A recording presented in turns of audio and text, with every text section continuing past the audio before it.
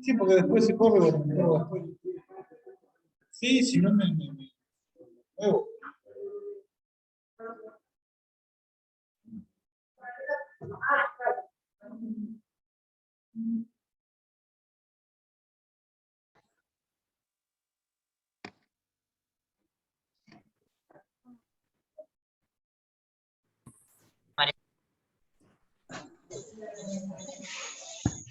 Lo que quiero saber es el tema del micrófono. Es silenciarte vos. Y vos sos... Pero tengo que pasarte una ciclona. Anabel Formiglia.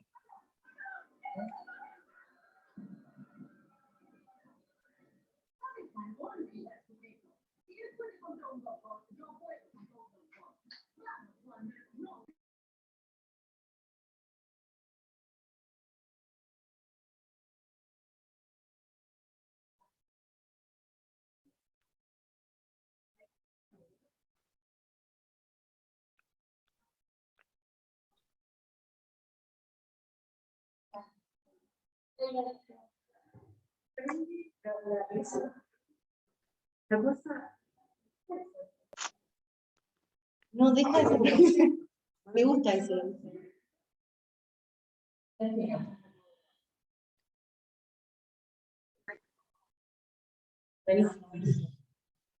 Bueno, déjame.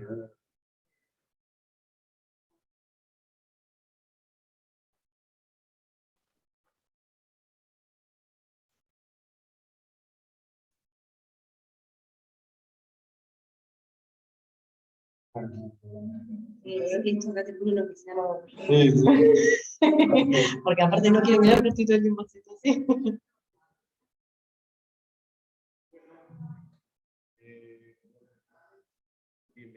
Bienvenido. Bueno,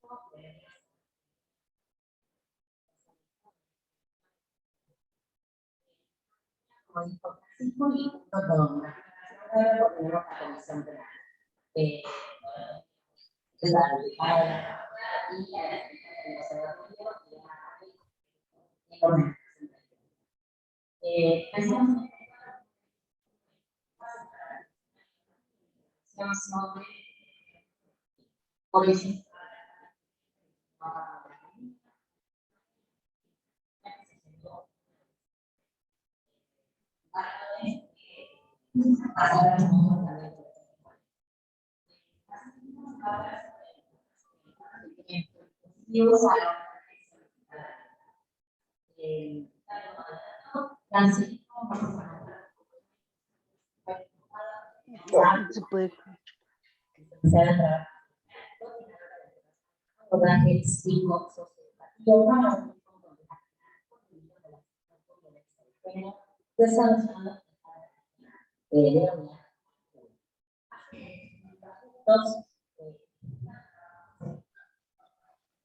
También licenciada en trabajo.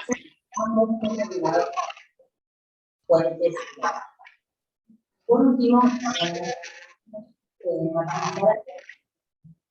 Buenas tardes. No se escucha, Jimena. Está silenciado. ¡Ay!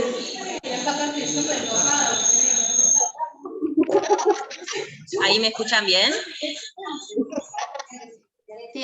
Ahí Mercedes me está haciendo que sí.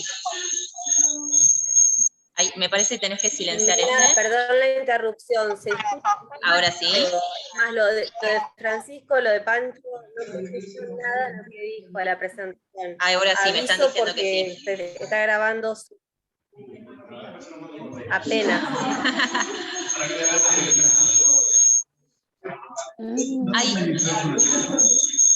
Me parece que sí, pero hay uno que hace eco.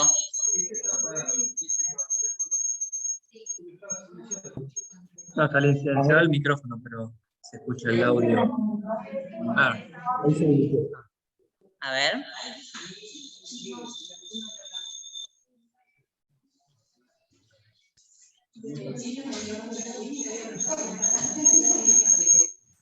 Ah, ya sé.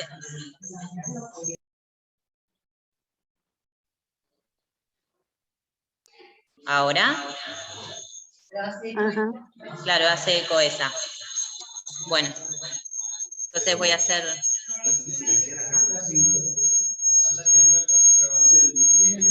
Desde el micrófono de ahí. A ver.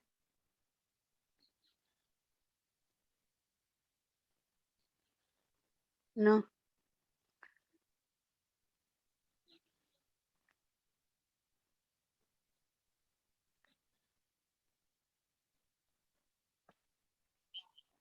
Ahora. Ahí está. ¿Alguno? Ah, perfecto. Y me dijo Marian, me hizo Marian que sí. No, y otra vez. Ahí está, ahí está. Sí. Ahí está, ahí está. A ver, bueno, hago una breve presentación y me silencio yo. Bueno, teníamos presente, perdón que no se haya escuchado bien.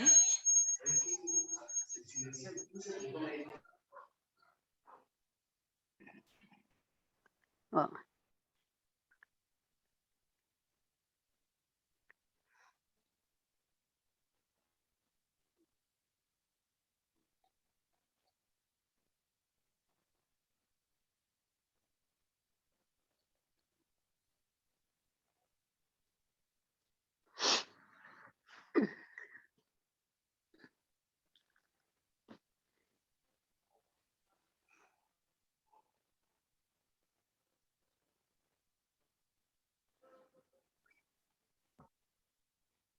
Ahí se escucha.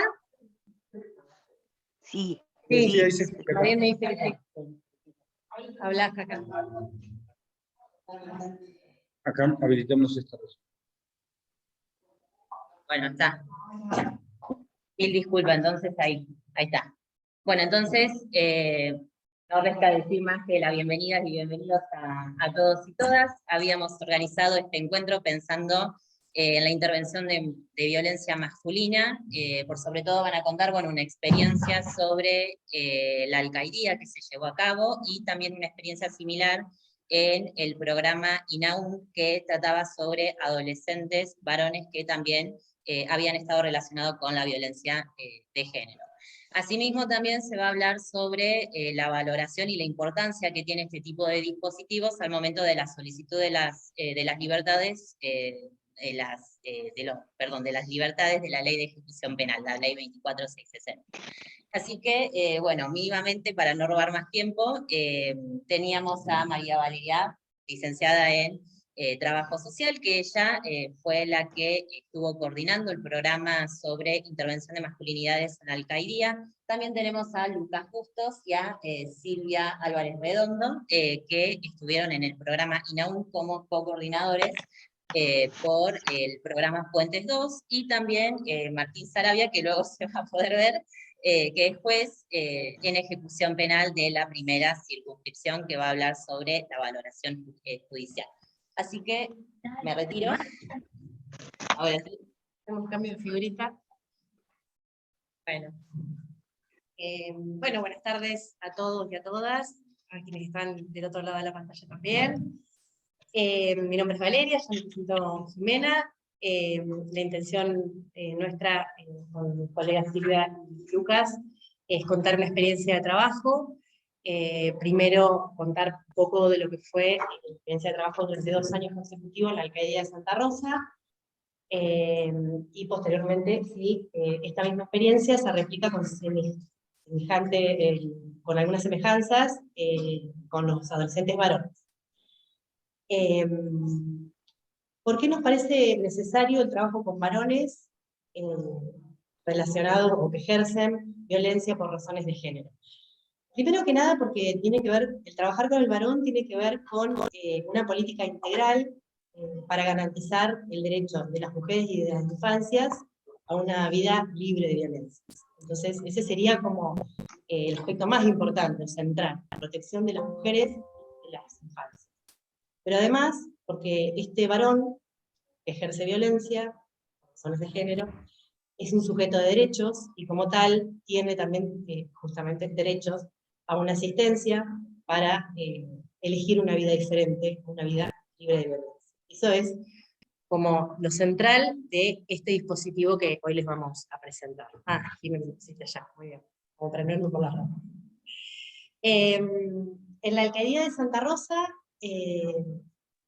lo que se veía desde el ente de políticas socializadoras es que este delito de violencia de género, o de temas relacionados a la violencia de género, los tutelados que ellos tenían dentro de la institución, la mayoría era por este delito. Entonces, en 2017 me convocan, yo hace 20 años que trabajo como trabajadora social en el Ministerio de Desarrollo Social de la provincia. Me convoca el Ministerio de Seguridad a través del ente de políticas socializadoras para pensar en alguna alternativa para cómo podíamos empezar a trabajar con estos hombres que solo en principio recibían una cuestión punitiva. Y que ellos se encontraban en la entrevista de admisión para firmar, requiere un tutelado, se los veía sumamente enojados con las mujeres que los denunciaron, contra la justicia que no los acompañó ni los escuchó. Entonces empezamos como a pensar, a investigar, a estudiar y a formar un poco más específico de la violencia masculina, y surge esta posibilidad de hacer grupos psicosocioeducativos. Específicamente para la alcaldía, y por el contexto de encierro, se pensó en objetivos específicos que tienen que ver con este varón, que puedan reconocer, primero que nada, la conducta violenta como un delito, algo tan simple como eso. Lo que nos encontrábamos dentro de la alcaldía es que estos hombres, aún atravesando un proceso de un contexto de encierro, decían que no entendían por qué estaban ahí adentro, siempre depositar las responsabilidades en terceros. Por otro lado, que puedan aceptar la responsabilidad en el ejercicio de la violencia, prevenir la reincidencia en esto, a través de estos grupos, porque muchos de los tutelados solo tenían como, para ayudar el doctor Sarabia, como líneas impuestas, o como, ¿qué se dice? Reglas de conducta. Muy bien, gracias. Las reglas de conducta, firmar todos los meses, ir al psicólogo, en algunos casos tenían alguna restricción de acercamiento hacia las mujeres que los habían denunciado, y asimismo, este beneficio de estar en libertad, por desobediencia, terminaban en la alcaldía. La mayoría de los hombres que participaron de los grupos tenían esta condición. Algunos pocos habían ingresado por delitos más graves directamente, pero en la mayoría era la desobediencia. Entonces, prevenir la reincidencia también era un aspecto muy importante. Y por último, y no menos importante, el hecho de promover el ejercicio de masculinidades saludables, para esto que decía anteriormente, que también son sujetos de derechos, que tienen derecho a una vida libre de violencia, ¿no? Bueno, ¿cómo fue planteado esto de cómo abordar a la violencia masculina, ¿no? La forma o el dispositivo de abordaje es grupal, con una metodología que es psicosocioeducativa, porque toma aspectos como de diferentes ámbitos pero la particularidad que tiene es que la cuestión punitiva sola no alcanza, entonces hay que acompañarla con un proceso metodológico que acompañe y ayude a la reflexión y al posicionamiento del hombre desde otro lugar. Algo que resulta como fundamental en esto de trabajar con los varones, como en todos, ¿no?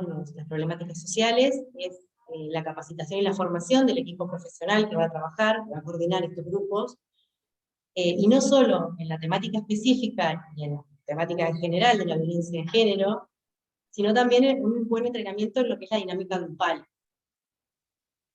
Nosotros nos formamos desde el 2017 con RETEM. RETEM es la red de equipos de estudios sobre masculinidades, es en realidad muchas asociaciones a lo largo y a lo ancho del país, con personas o profesionales que convencidos de que esta era la forma de trabajar con los hombres,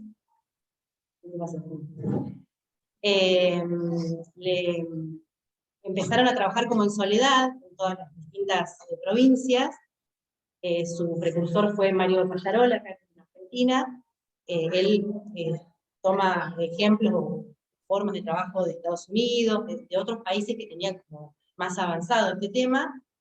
Y un día, bueno, empezaron como a conectarse estas asociaciones y decidieron formar, esto viene desde la década del 90 más o menos, recién en el 2011 se empiezan a juntar para sistematizar esto tan simple que en las ciencias sociales muchas veces no se hace y es tan rico y tan importante.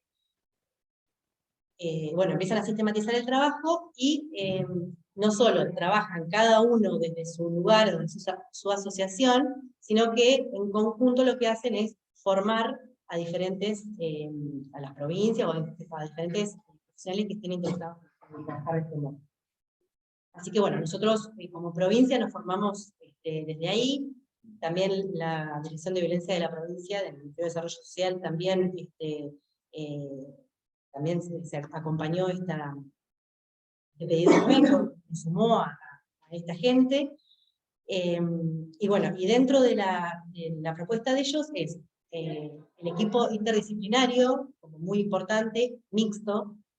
En el caso acá con mis colegas, éramos 3 trabajadores sociales, pero en el caso del CAIDIA, yo trabajaba con un varón, que es trabajador social, y se fue incorporando una psicóloga en alguno de los grupos, una abogada en otro de los grupos, y la verdad que la mirada interdisciplinar suma muchísimo, ayuda y hace que cada uno tenga una mirada a la hora de la evaluación también muy significativa.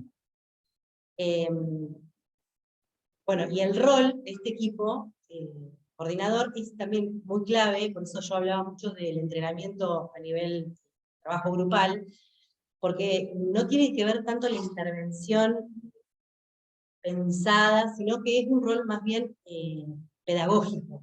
Tiene que ver con saber facilitar la palabra, hacerlos participar a todos desde su lugar, repreguntar, ir introduciendo temas y temáticas, conceptos, que muchas veces para estos hombres son desconocidos, o en el caso de los adolescentes que lo charlábamos todo el tiempo, conceptos que conocen, pero no los tienen internalizados. Entonces, el equipo tiene que ser, en este sentido, muy fuerte, como unión, y cuando digo G mixto, me refiero a que tiene que ser la paridad de género, está bueno que sea un hombre y una mujer que coordine esos talleres, porque pone en jaque un poco la paridad de género y cada uno de los encuentros se nota como ellos, no son varones sujetos de nuestra modalidad grupal, quieren buscar alianza permanentemente con el coordinador varón, en muchas ocasiones atacando a la figura femenina, y eso todo sirve de trabajo, claramente. En la alcaldía se llevaron a cabo 5 grupos durante 2 años consecutivos. El primer año se hicieron 2. Cada uno de los grupos pasó por 10 a 18 encuentros, el que más tuvimos la oportunidad de trabajar. Son pocos encuentros, los grupos que propone RETEM son de 1 año por lo menos, para que el hombre realmente pueda hacer todo un proceso, pero dadas las circunstancias del contexto de encierro y las particularidades de las condenas que general por violencia de género no están mucho tiempo dentro del contexto de encierro, o justo nos pasó en el 2018 que se lo llevaban mucho a la 4, en esto del cupo pampeano. Entonces, decidimos, a fin de que todos puedan atravesar todos los módulos y los ejes temáticos, hacerlo de un mínimo de 10 y un máximo de 20.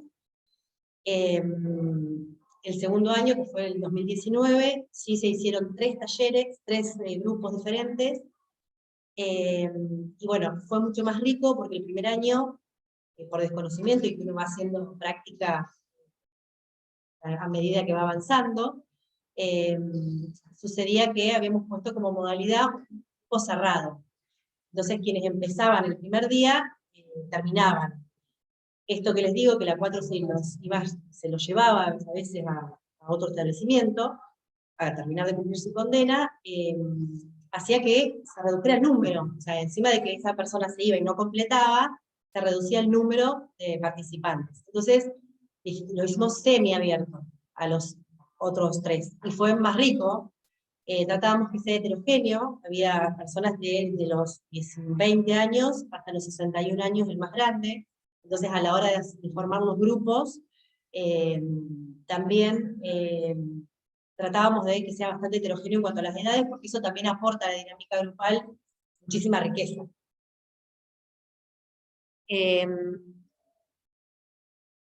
Más perfecto. Bueno, esto de la dinámica grupal ofrece al varón participante muchísimas ventajas, eso por ahí lo vamos a hablar un poquito más después. Pero bueno, fundamentalmente le permite lo que no se anima a decir, lo dice otro, o individualmente hay cosas que estoy más expuesto, en grupo se distiende más fácil, y además el introducir técnicas, los encuentros eran de 2 horas, todos los días miércoles, de las 8 de la mañana a las 10 de la mañana. Venían dormidos porque es el horario en que se levantan, ya es una particularidad. En general iniciaban todos los talleres enojados, primero porque estaban ahí, y segundo porque no estaban del todo convencidos por participar. Entonces esto de introducir técnicas, y siempre teníamos pensadas 2 o 3 técnicas por cada momento del encuentro, como para ir viendo y probando de acuerdo a lo que es el grupo. Y una segunda instancia, que es segunda hora, que sí tiene que ver más con una parte más reflexiva, o en otros casos más pedagógica, cuando hablábamos de estos conceptos que le digo, por ejemplo, la palabra patriarcado, la mayoría no la había escuchado nunca o no la entendía. Entonces eso sí era una parte más pedagógica, como para que entiendan por qué era necesario trabajar algunas cuestiones. Avanzar.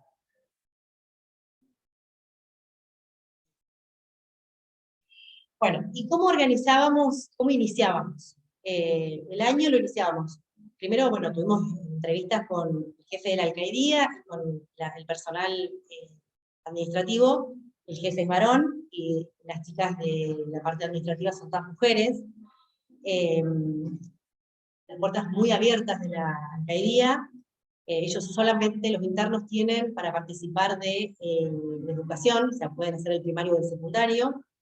Es la única actividad que tienen en el día, digamos. Solamente los que están anotados, hay algunos que no pudieron porque no cumplió el tiempo y la forma, no pueden tampoco esa actividad. Con lo cual, esta fue una actividad de entrada que el jefe de la alcaldía y el personal enseguida aceptó, con buena predisposición. Después, con el personal administrativo, lo que hacíamos era reunir todos los hombres que estaban condenados por este delito, y hacíamos entrevistas de admisión. Entrevista de admisión es individual, con el equipo coordinador, en donde una primera parte tiene que ver con los datos personales, y después se va profundizando en lo que es la historia dinámica de esta persona, para ahondar específicamente en lo que es la cuestión de violencia por razones de género. Esta entrevista es clave para muchas cosas. Primero, para conocernos en un contexto individual y más en profundidad.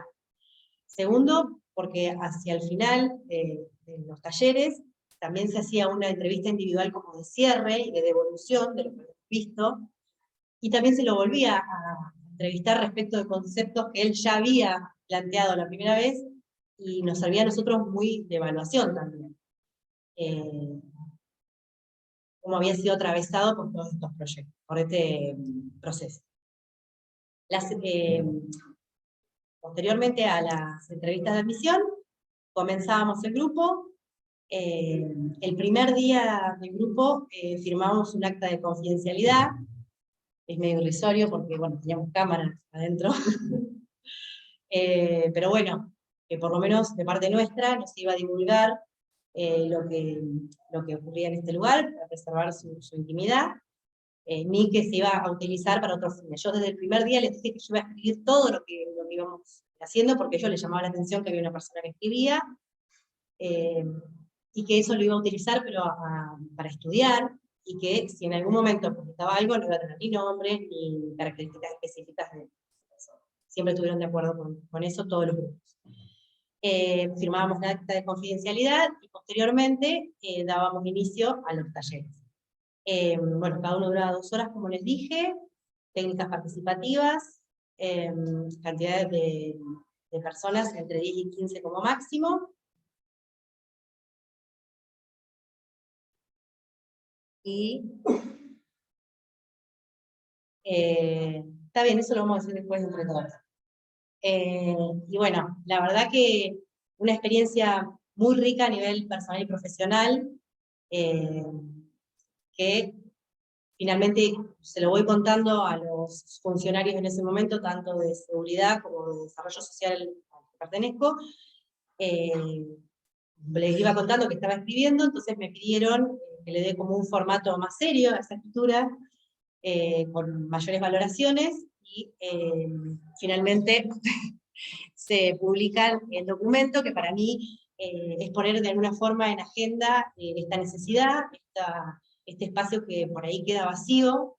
Estamos trabajando con la mujer víctima y con las infancias, pero por ahí este hombre queda boyando sin un lugar específico, porque más que nada hay terapias individuales, o bueno, desde la Municipalidad de Santa Rosa está el sector de varones, que no siempre están los grupos, y nosotros creemos que esto es la manera de trabajar con este hombre.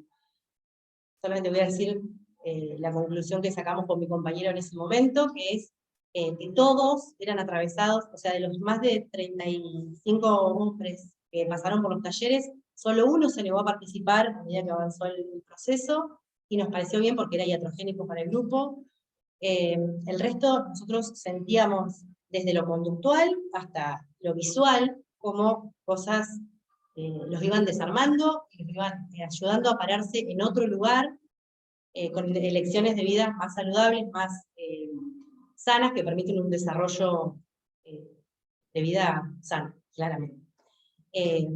Así que les voy a ceder la palabra a mis compañeros.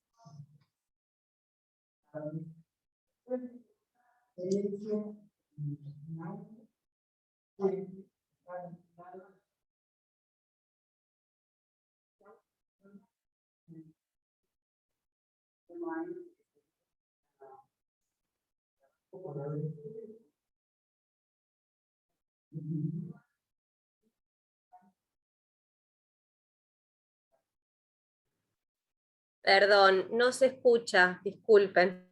Yo de nuevo.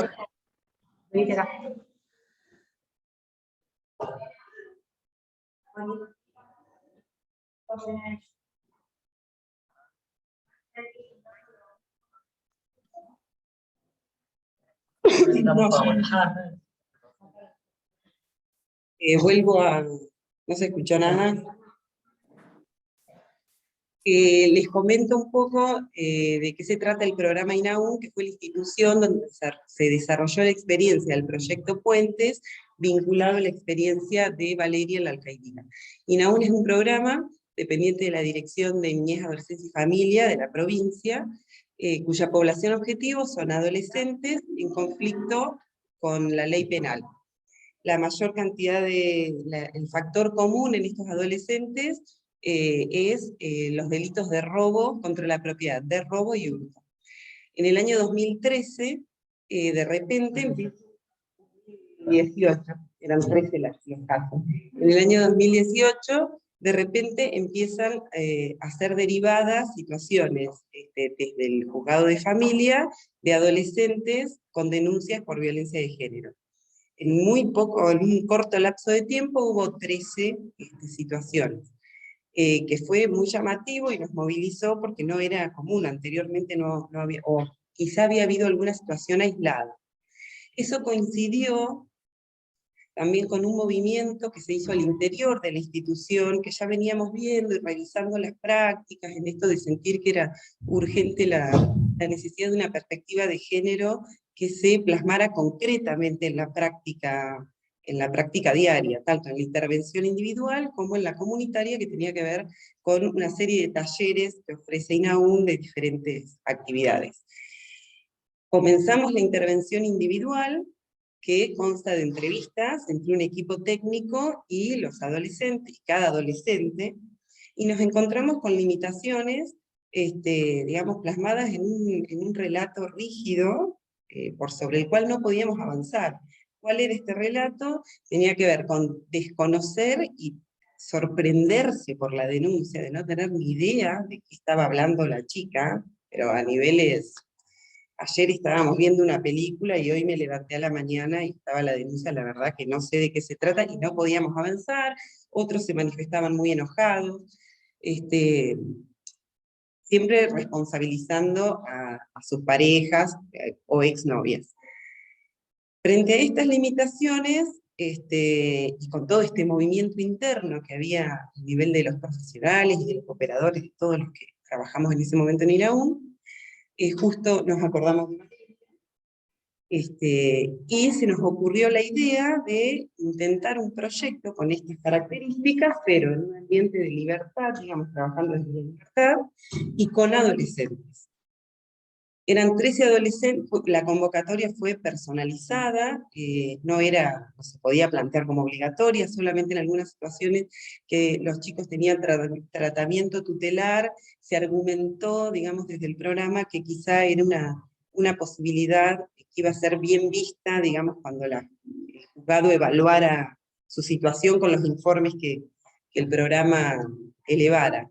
Y en los demás, en general se veía como una cuestión, también fue una época de mucho scratch en las redes, scratch público, había se evidenció el movimiento feminista, justo fue el tiempo de ya unos años antes, de las marchas masivas del Ni Una Menos, por la legalización del aborto. En los medios públicos, los medios de comunicación, estaba instalado el tema desde programas de política hasta programas de espectáculos. Ellos estaban como a la defensiva, sentían vergüenza, como enojados. Entonces el argumento fue, bueno, poder trabajar sobre esto, esta era la posibilidad de que no se vieran expuestos a esta situación. El lugar que se les dio, obviamente, no fue el de acusados, de ninguna manera, pero sí planteando la necesidad de que ellos se hicieran responsables, concretamente, de los hechos por los cuales habían sido acusados. De los 13 adolescentes, logramos que fueran 8, con total consentimiento. Se garantizó desde INAUM, para garantizar la presencialidad, la asistencia, se usó el mismo método que se usa para otros talleres. Hay una traffic con un grupo de operadores, acá tenemos uno, el Chino Vélez. Ellos van a buscar a los chicos, casa por casa, los juntan, los llevan al taller, y después, terminado el taller, los regresan a sus casas. ¿Por qué se pensó lo grupal como casi en ese momento, como la única opción viable para poder tener algún avance? El grupo en los adolescentes, por ahí ofrecía esta cuestión de sacarlos del aislamiento y la vergüenza que implican las situaciones de violencia, de los dos lados, ¿no? Del lado de la mujer víctima y del hombre que ejerce esta violencia. Esto de poder ver en el relato o reconocer en el relato del otro la propia vivencia, con las particularidades, las singularidades de cada sujeto, y esta cuestión de sentir que no es algo que me pasa solo a mí, sino que hay varios que estamos pasando por lo mismo. Eso en primera instancia. También se redactó el acta de confidencialidad. Acá sí tenía mayor importancia porque no había cámaras, era un ambiente libre. Bueno, esto implicaba que lo que se hablara ahí no iba a trascender el espacio, lo cual también aportó mayor confianza. Y se vio que era una de las pocas posibilidades que teníamos, era una primera experiencia, pero de que ellos empezaran como a revisar y a deconstruir y hacer de nuevo el camino retrospectivo, digamos, que los había traído a esta situación, vinculado no solo a su historia individual, sino a nivel social, atado a esta estructura de patriarcado que atraviesa todas las instancias. No solamente las relaciones con su pareja, las relaciones fraternas, con amigos, en la casa, con las figuras femeninas, y que pudieran encontrar similitudes en el desarme de estos estereotipos. Ellos ya tenían, hago esta observación, que por ahí Valeria ya mencionó, la ESI ya se estaba aplicando en ese momento en las escuelas, mucha resistencia de a poco. Ellos tenían algunas nociones. Por ejemplo, uno les decía patriarcado, estereotipo de género, y no era algo extraño. Sin embargo, era como un concepto como extraño, como que no se implicaban en eso. Entonces, bueno, esa fue la idea. Y por último, la ambición que tuvimos era algo muy acotado, digamos, la idea no era una primera aproximación, un primer intento de algo distinto, por lo menos desde el programa. No era pretender que ellos no reincidieran, porque es muy difícil, digamos. Los talleres se hicieron de septiembre a diciembre con un encuentro semanal de 2 horas. Es difícil pensar, no es magia, digamos. Estamos hablando de una construcción histórica, personal, que es difícil de construir porque pone en jaque, digamos, todas las bases que todos tenemos. Pero bueno, la idea era que ellos pudieran salir teniendo conocimiento de algunas cuestiones básicas y que pudieran reconocer, más allá de que existían muchas posibilidades de que volvieran a reincidir, o por lo menos se les cruzara la idea o atravesaran historias de noviazgo violentos.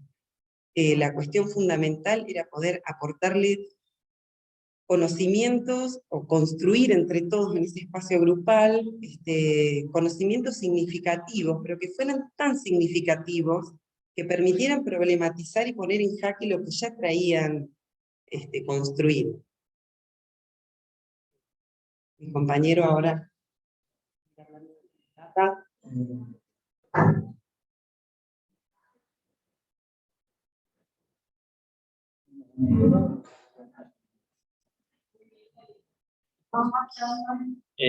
Bueno, como les contaba Silvia, este grupo de adolescentes que fue convocado específicamente para trabajar esta problemática, eso, sí, digamos, después de la firma del acta de confidencialidad, como el encuadre de trabajo eran adolescentes que habían tenido situaciones de violencia de género, se pudo, digamos, focalizar el trabajo desde el primer encuentro en, digamos, las situaciones de violencia de las que habían sido partícipes en sus historias y por las que participaban de este espacio. Y después, en el análisis de todo el proceso de estos 3 meses de encuentros, nosotros después, releyendo, digamos, las experiencias de otros grupos, vimos que un poco se había replicado los procesos o las etapas que se dan en la mayoría de los grupos. Hay una primera etapa que se identifica, que es una primera etapa de negación y de culpabilización. Digamos, en los primeros encuentros, cuando se planteaban, ustedes están acá porque han sido denunciados, bueno, la mayoría de esto que planteaba Silvia, que no entendían por qué los habían denunciado, no sabían qué había pasado, como esto que ayer estuvimos juntos y hoy me hizo una denuncia, ¿no? O de culpabilizar a la novia, yo me cansé de que me pegara, y entonces, bueno, reaccioné. Bueno, ponemos algunas frases textuales, ¿no? Bueno, una de las cosas que surgía, bueno, que ahora haces cualquier cosa y te escrachan por Facebook, tengo la culpa de las mujeres que no se puede hacer nada, que enseguida te escrachan. Otro chico decía, yo el primer día puteaba, mirá lo que tengo que hacer por esta hija de puta, digamos, con todas las consecuencias, eran ellos en el lugar de víctima, culpabilizando a la mujer y no haciendo, digamos, por un lado negando sus propias conductas, acciones violentas, sorprendidos, digamos, por haber sido denunciados, y culpabilizando a la pareja de su conducta. Y bueno, y en este sentido lo que plantea Valeria en un primer momento de realizar técnicas lúdicas y dinámicas de grupo, ayuda a una parte a descontracturar, a plantear el tema y empezar a revisar esas situaciones de las que habían vivido y empezar a problematizarlas o a cuestionarlas, ¿no? Eso como en las primeras etapas. Bueno, esta igual uno la señala como etapas temáticas, igual uno ve que en el proceso van y vienen, avanzan y retroceden en estas etapas. Un segundo momento que se identifica como de aceptación y de malestar emocional, cuando empieza a haber un reconocimiento acerca de algunas conductas violentas que sí han tenido, ¿no? Y eso genera cierto malestar, o cierta angustia, o cierta preocupación, o cierta movilización interna. Bueno, en este sentido algunos manifestaban: el último tiempo de mi relación era todo violencia, estas relaciones así eran agotadoras, o que yo pensaba que tenía que seguir siendo mía. Bueno, como empiezan a cuestionarse algunas de las conductas o pensamientos estereotipados basados en estas estructuras jerárquicas del patriarcado, y bueno, que permite esa movilización por un lado cognitiva y emocional, permite como desarmar algo para poder pensar alternativas, que es el tercer momento que uno se plantea, es que es de búsqueda de alternativas. Es decir, bueno, está bien, en estas relaciones, en estas situaciones, uno reaccionó, uno golpeó, agredió, insultó. Bueno, ¿qué otras alternativas tengo para manejar esa situación? Entonces ahí, bueno, está bien que los encuentros fueron muy acotados, pero bueno, también técnicas, digamos, como dar herramientas concretas de manejo de la ira, de reconocimiento de alarmas, como en el propio cuerpo o en las propias situaciones, identificación de cuándo, digamos, se puede estar llegando a un periodo de acumulación de tensión que puede provocar un estallido, y cómo frenar ese proceso. Bueno, digamos, como ese momento de búsqueda de alternativa. Y un cuarto momento, que se llama como de etapa de construcción de responsabilidad, donde la idea es que en este momento se pueda asumir la responsabilidad, se pueda lograr una implicancia subjetiva, un hacerse cargo de lo que puedo, darse cuenta de esas conductas que han causado daño en las otras personas, y poder, digamos, a partir de ese tomar conciencia, poder cesar la reproducción de estas conductas violentas. Y en esto, analizando, digamos, en la situación, bueno, digamos, si bien el dispositivo es grupal, las cosas que se ven son grupales, uno ve que en algunos adolescentes hay un mayor grado de implicancia subjetiva y de reconocimiento y de revisión, y otros que alcanzan únicamente a identificar, aunque sea, digamos, que es el patriarcado, que son conductas violentas, pero sin una revisión de la propia subjetividad. Por eso también se planteaba, como planteaba Valeria, la necesidad de que a partir de este dispositivo grupal después algunos pudieran continuar un espacio de terapia o de tratamiento individual, que algunos, bueno, lo estaban haciendo como que estaban, digamos, con el abordaje, porque el grupo se hizo en un tiempo acotado, pero después el abordaje del programa continuó, digamos, el abordaje a nivel individual, familiar y comunitario. Bueno, no pudo acompañar un poco más de tiempo ese proceso.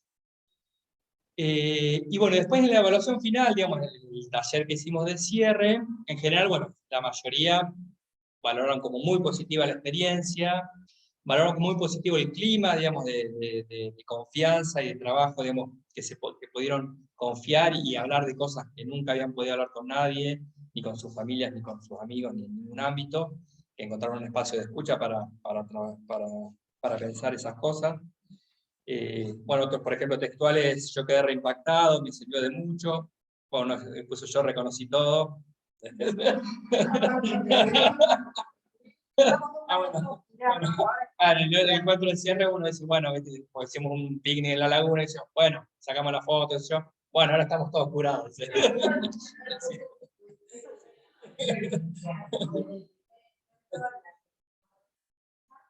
Ah.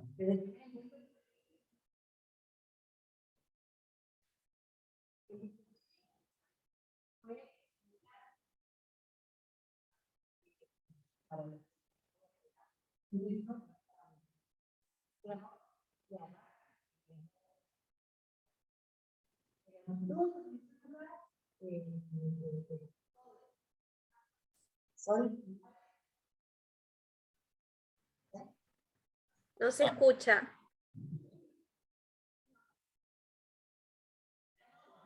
Delante de la cámara. No, que digo que esto de las etapas, de que ingresan todos enojados y se van, ellos se posicionan en que uno los convoca a este espacio y vienen con el imaginario cargado de que el violento, sí, así se denomina, no soy violento porque el violento es, tienen un preconcepto. Entonces, cuando empiezan a ver el clima en donde se puede trabajar desde otro lugar para construir, no para destruirlos, van adquiriendo confianza y en eso se pueden trabajar un montón de cosas. Vos justo decías algo que yo dije, esto se dio en todos los talleres iguales. Tenemos por acá anotado. Que eso es la base que hablaba mucho, que todos están en transición, y uno trabaja en esta temática atravesados también por el patriarcado, cada uno de nosotros, eso también el equipo coordinador los tiene que trabajar permanentemente, pero nos posicionamos para poder trabajar con violencia masculina, en la intervención de la violencia masculina, en que trabajar crítica y constructivamente es creer también en la transformación humana, o sea, que es posible el cambio. Y que el derecho a ser asistidos. Y bueno, y lo que veíamos era que todos son sujetos en permanente, desde los más chiquititos y con su espontaneidad desde el primer encuentro y poder decirnos un montón de cosas, tenían conceptos súper claros, como dijo recién Silvia, y asimismo reproducen permanentemente cosas del patriarcado. En el caso de los varones adolescentes, con las técnicas siempre fue mucho más fácil, porque se pueden implicar, se animan a jugar, son divertidos, el vínculo de confianza con nosotros también se establece más rápido. Con los varones en la alcaidía, un poco es el contexto, que ya invita como mayor rigidez. Siempre había un momento clave que me decían, si nos olvidamos que nos están filmando, o que nos están mirando. Porque había un momento que sí, que se empieza a establecer como un clima de mayor intimidad necesaria para poder empezar a hablar. Y bueno, y también ellos, con las técnicas, hay que ir probando, cada grupo tiene su forma, cuando se va conformando, pero todos, les cuesta mucho más a los varones más grandes el tema de la abstracción para las técnicas, de poder jugar, de poder, este varón rudo, macho, que propone el patriarcado, que no permite que uno que jueguen, que se diviertan, que expongan los sentimientos. Eso se va viendo al pasar los años, ser más un hombre de una determinada edad, que son 30, 40, 50, cada vez es más difícil, digamos. No fue.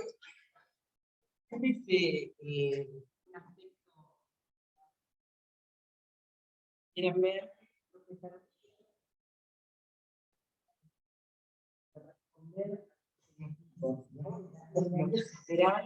Disculpe, no se escucha, no se escucha.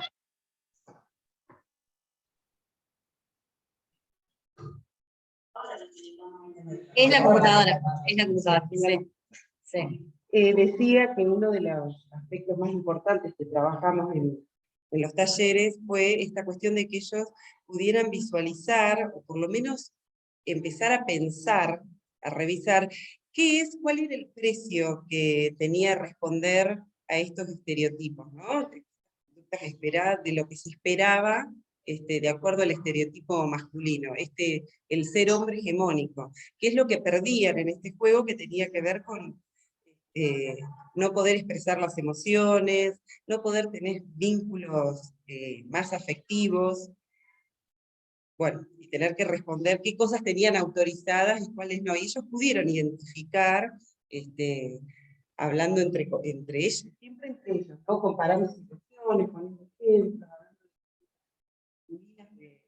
de su familia, esto de qué tenía permitido, qué no, cuál es el recuerdo de la actitud que tenían ellos de estas figuras masculinas. Eso fue sumamente interesante. Ejemplo de una técnica que esa la pusimos en práctica en los varones adentro de la alcaidía y también en los adolescentes. Ellos tenían que pensar en un varón, en un animal que se sientan identificados los hombres. O no, la de los marcianos también es, ¿no? El marciano, si venía el marciano a la Tierra, claro, ellos tenían que decirle que era ser hombre y que era ser mujer. Bueno, nada, los hombres de la Alcaidía les cuesta mucho pensar, pero ¿cómo? Un marciano, esto de la abstracción, de jugar, de permitirse, y las cosas son sumamente estereotipadas. Claro, el hombre fuerte, trabajador, fiel, la mujer madre, bien arribita, sencilla, humilde, sentimental, me gustan las novelas, todo así. Y eso lo vemos tanto en los adolescentes como en los adultos, o sea, es algo que, hablando de estos estereotipos, ¿no? Bueno, en serio, vamos a dejar un poquito de lugar al doctor, porque podemos estar hasta mañana. Yo te dejo. Y el tema es ahí, ponete cerquita. Había más gente acá, de cara. Bueno, buenas tardes, muchas gracias. Gracias por la invitación. Un gusto compartir el panel. En realidad la idea mía era un poco, voy a ser bien sintético, ¿sale? Sí. Sí. La idea es un poco reforzar el porqué de la necesidad de estos talleres, de estos dispositivos, y que la necesidad de aplicarse. Hablo también desde el rol de juez de ejecución penal, que es lo que me toca a mí ejercer. Y yo ubico por ahí un poco la figura del juez de ejecución penal en este último tiempo, en dos momentos.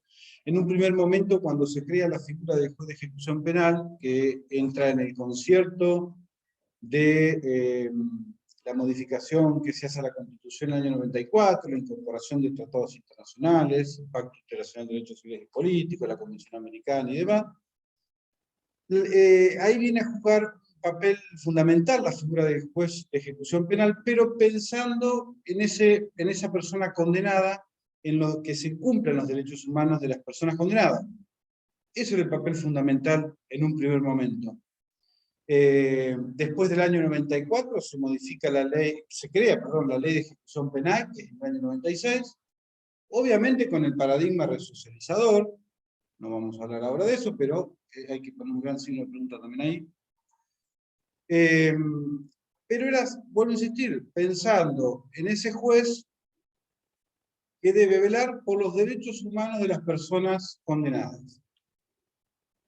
Y también lo dejamos para el final, pero hay una gran signo de pregunta: ¿qué pasó?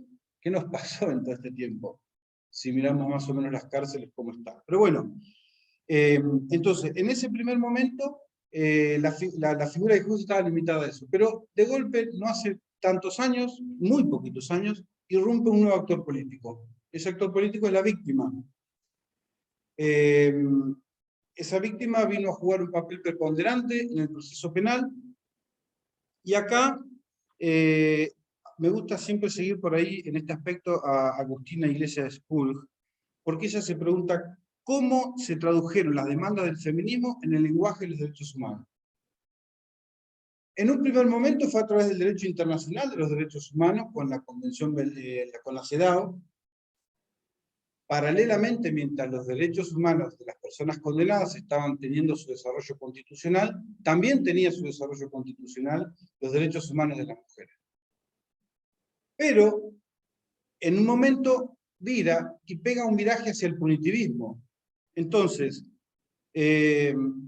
como dije primero, en esa primera declaración de la CEDAW, se produce la autonomización de los derechos humanos de la mujer, anclada en el paradigma de la discriminación, es decir, en la violación de los derechos humanos.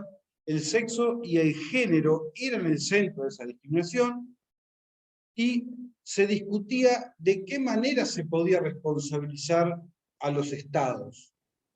Ahora bien, cuando se produce el giro punitivista, finales de la década de los 70, principios de los 80, que obviamente que este giro punitivista no es propio, no es que sea propio de la criminología feminista, al contrario. No sé, David Carlan, Luis Guacuán lo explican muy bien, es un giro punitivista general, ¿no? Precisamente de esto.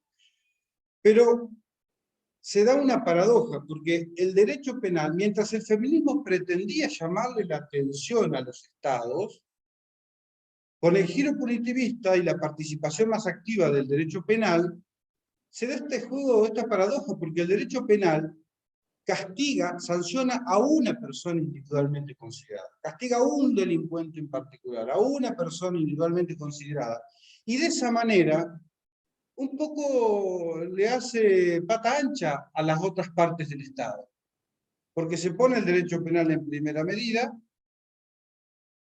Sucede más de una vez que todos los otros dispositivos del Estado se quedan a la espera de ver qué hace el derecho penal, y el derecho penal trabaja como un limpiaparabrisas. Culpable, inocente, culpable, inocente, culpable, inocente. No tiene muchas más respuestas que esas. Entonces, oculta, por eso digo, la responsabilidad del Estado, no se produce la visibilización de otras áreas del Estado. Entonces, Agustina también se pregunta por qué nuestras demandas, hablando de las mujeres, se convierten en leyes penales. ¿Por qué la violencia se convierte en un significante amo para hablar de la desigualdad, para hablar de la opresión? Porque en definitiva el poder punitivo es una herramienta, o sea, mejor dicho, como herramienta de protección, nunca sirvió para las mujeres. El poder punitivo nunca sirvió para los transexuales. El poder punitivo nunca sirvió para las mujeres que ejercen la prostitución. Entonces, ¿por qué ese acercamiento tan grande que se ha hecho hacia el poder punitivo? En realidad son cuestionamientos que dejo ahí al aire para discutirlos, pero en ese contexto, si uno ve las leyes que se fueron generando a partir de ahí, en el 2017 se crea la ley de violencia, la ley de víctimas, que es una herramienta muy importante para la participación de la víctima en el proceso penal, también para los otros procesos, pero se la utiliza mucho para el proceso penal. Se crea en el 2017, se modifica, perdón, una modificación extraordinaria que se produce a la ley de ejecución penal. A partir de allí los jueces, todos, la ejecución también obviamente, tienen la obligación de escuchar a la víctima antes de tomar cualquier tipo de decisión, cualquier acto liberatorio que se tome, hay que escuchar previamente a la víctima. Pero como digo, todas estas leyes están rondando siempre el ámbito penal.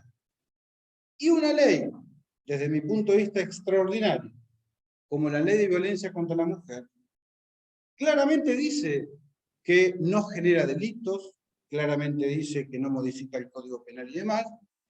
Se le está buscando también la vuelta de aplicarla dentro del Código Penal y estamos generando conflictos de legalidad dentro del Código Penal porque cuando empezamos a pensar que la mayoría del trabajo que se hace en tribunales, entre un 55%, más o menos el número que nos daba a nosotros en el área de ejecución, el 55% del trabajo que se hace en tribunales tiene que ver con la violencia y los abusos sexuales.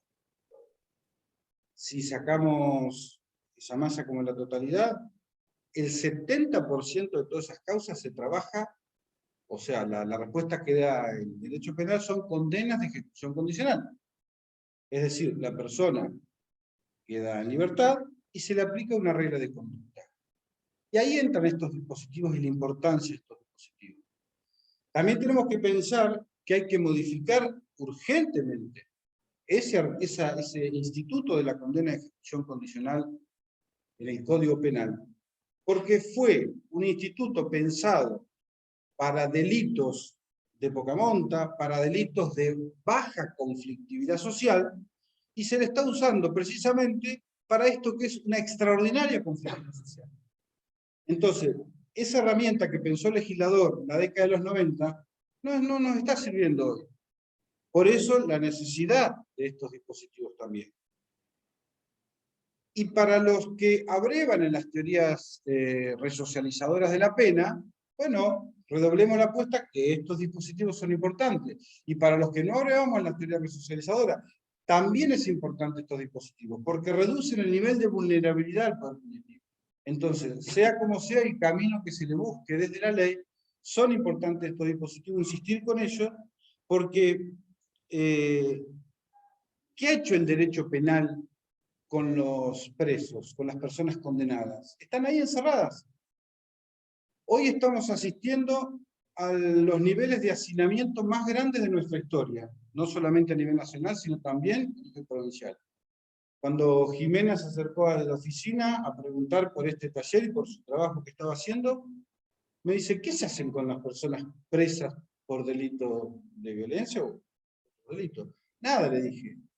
Me queda mirando y decir, bueno, no, nada, pero nada. Para que se dé una idea, no sé, hoy, ahora en la época de pandemia, cada uno pudo vivenciar más o menos lo que era una prisión domiciliaria. Y aún así, todos los conflictos que nos traen, como es aguantar una prisión domiciliaria en nuestras propias casas, con hogar, si se quiere, con Netflix, con DirecTV, con todo lo que las comodidades que quieran.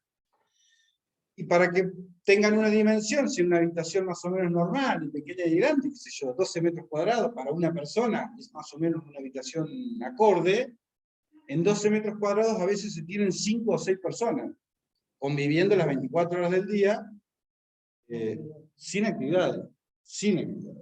Y así están las personas condenadas. Entonces, ¿qué va a hacer el derecho penal con todos estos nuevos delincuentes?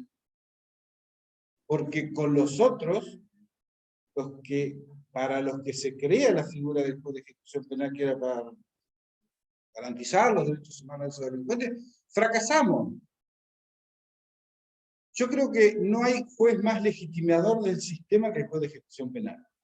Porque el juez de condena tiene la particularidad de que, bueno, por lo menos se va a su casa con la sensación del deber cumplido. Bueno, condené a alguien porque cometió un delito.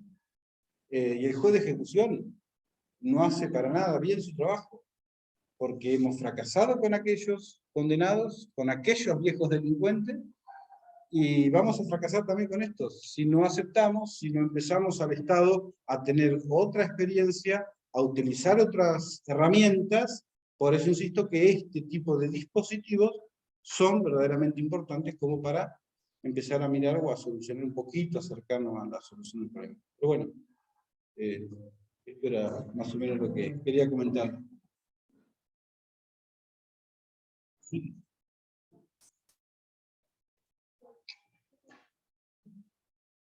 Habrá que hacer.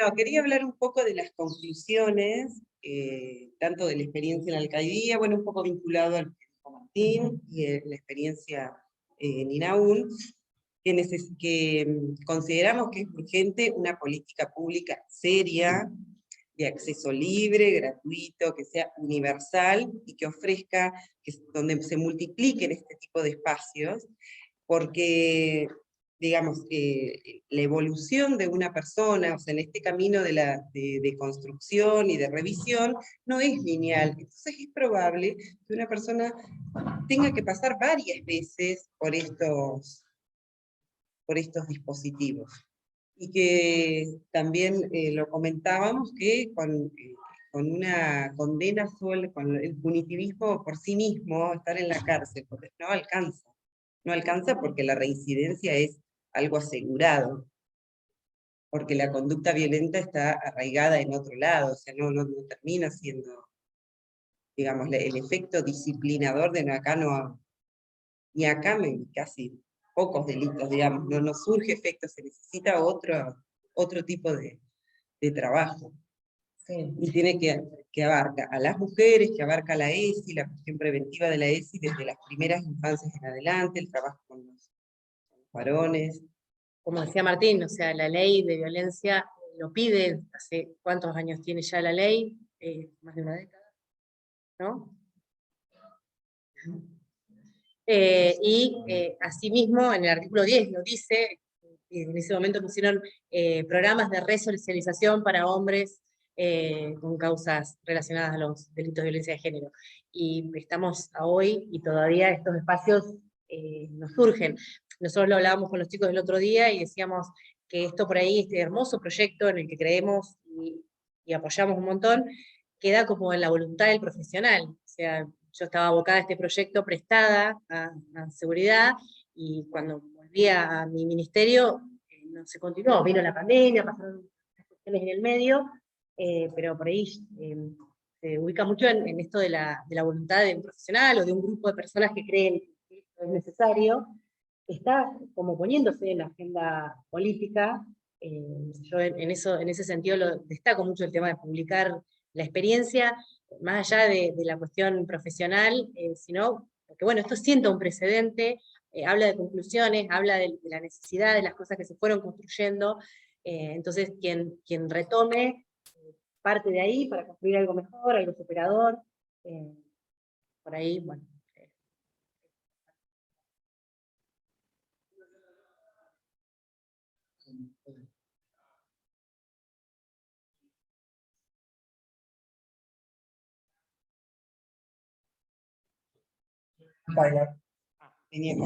Lupita. Un rato. No, también se hablamos de importancia de trabajar con adolescentes. Detección temprana, digamos, si bien desde diferentes organismos se trabaja en prevención de violencia en el noviazgo, a través de la educación sexual, de la perspectiva de género, pero ya en esta situación donde se detectan situaciones de adolescentes que ya están ejerciendo violencia sobre sus parejas, la importancia de trabajar con estos dispositivos, de la revisión de estas conductas, también por la etapa que atraviesan, lo que planteaba, digamos, si bien digamos, todas las personas tienen posibilidades de cambio, en la adolescencia hay mayor plasticidad, mayor flexibilidad para poder jugar y encontrar otras identidades, otras maneras de ser varón diferentes y alternativas al modelo hegemónico. Sí, y es un vínculo que, bueno, quienes hemos trabajado en la Dirección de Violencia Provincial, por ahí esto se hacía en muchos talleres, se hacen seguramente talleres de prevención de violencia en el noviazgo, porque son vínculos más cortos, son vínculos que están empezando, todos aprendemos a vincularnos y estamos atravesados por el amor romántico que propone el patriarcado, entonces son esos espacios sumamente importantes. Una vez que ya está el vínculo conflictivo y violento, también llegamos a tiempo, pero en el caso de estos hombres, como dijo Martín y como dije al principio, estamos hablando de hombres que ya tuvieron una condena previa, que tienen el beneficio de la libertad, que solo tienen que ir a firmar, y en todo caso, la gran mayoría de los jueces que condenan ponen esto de la importancia de la inclusión en el espacio terapéutico. En este sentido, y no para desacreditar, pero en el espacio terapéutico no hay adherencia al tratamiento, la mayoría de los psicólogos, y con razón, porque este hombre no tiene dificultades, no piensa que hizo algo mal, todavía no está en ese proceso. Entonces, a la tercera o cuarta sesión, nosotros en el ente de políticas socializadoras nos encontrábamos con el alta, pero no un alta porque está bien, no, un alta porque no tiene adherencia al tratamiento, como está indicado en el certificado. Y eso al juez le alcanza para guardar el archivo y dejarlo, y continúa a lo mejor 2 años más solo firmando. Después esos mismos hombres que conocí en ese espacio, con el beneficio de la libertad, que es un montón, me los reencuentro dentro de la alcaldía. Ahí vemos que la cuestión punitiva por sí misma no sirvió, y en la alcaldía a lo mejor lo encuentro más enojado que en la entrevista de admisión que le hice en el otro espacio. Con mayor rigidez para trabajar, porque encima se encuentran, como dijo Martín, los nuevos son los nuevos delincuentes, ellos no reconocen que son delincuentes porque ellos no son chorros, no son asesinos, no son, me lo dicen todo el tiempo en los encuentros, y encima están ahí adentro con una población tremenda para ellos, porque no hicieron nada, si ellos no hicieron nada, no es un delito. Más enojo, y con un contexto que si no lo trabajás ahí, sale aún más enojado que cuando entró al circuito judicial.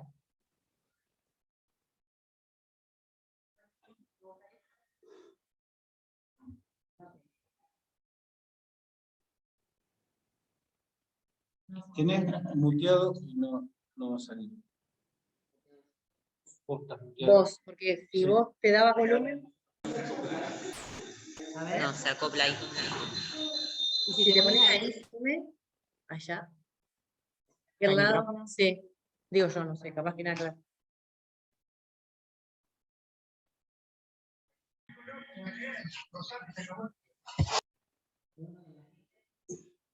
A Jimena no se la escucha cuando habla, ¿no? No. No. Vení. Ah, dale.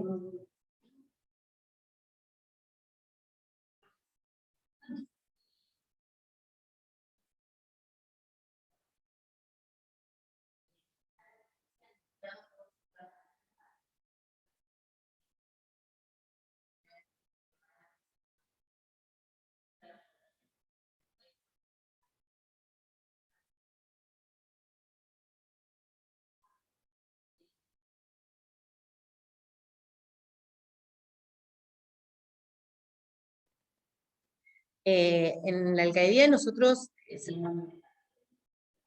Emilio Paz, te voy a contestar la pregunta.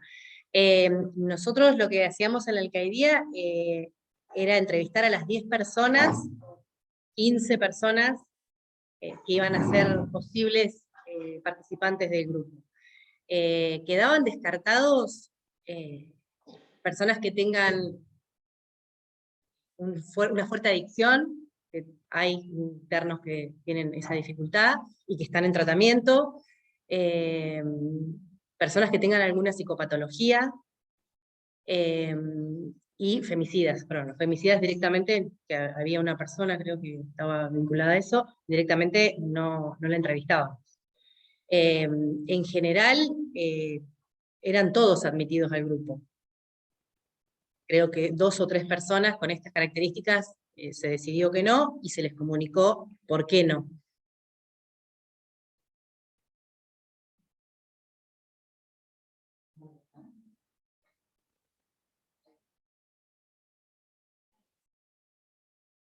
Una pregunta un poco a todos, pero quería saber si a lo mejor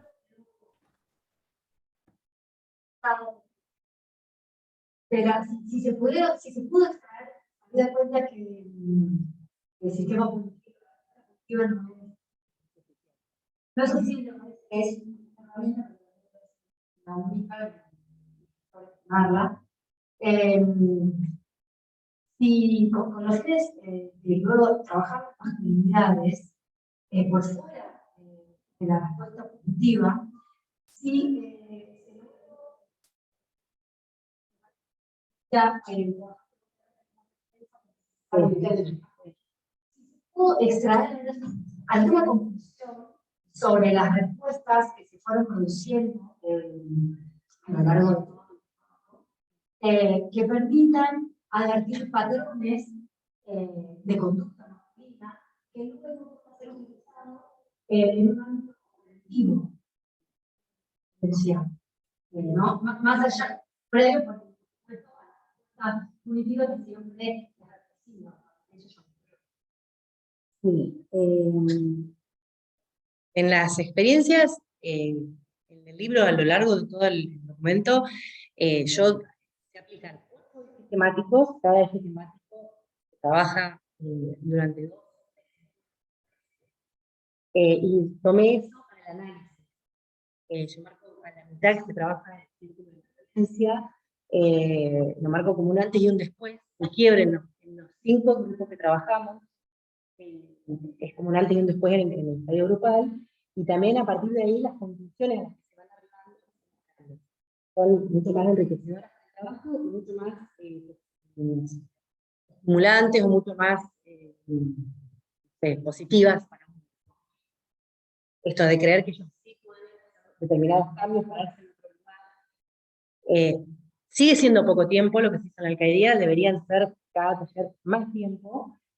Todos salen en los últimos encuentros, eso ya es positivo, lo que al principio le parecía cosa de niña, porque acá dentro me gusta. Yo estoy acá porque me levanté con la fuerza.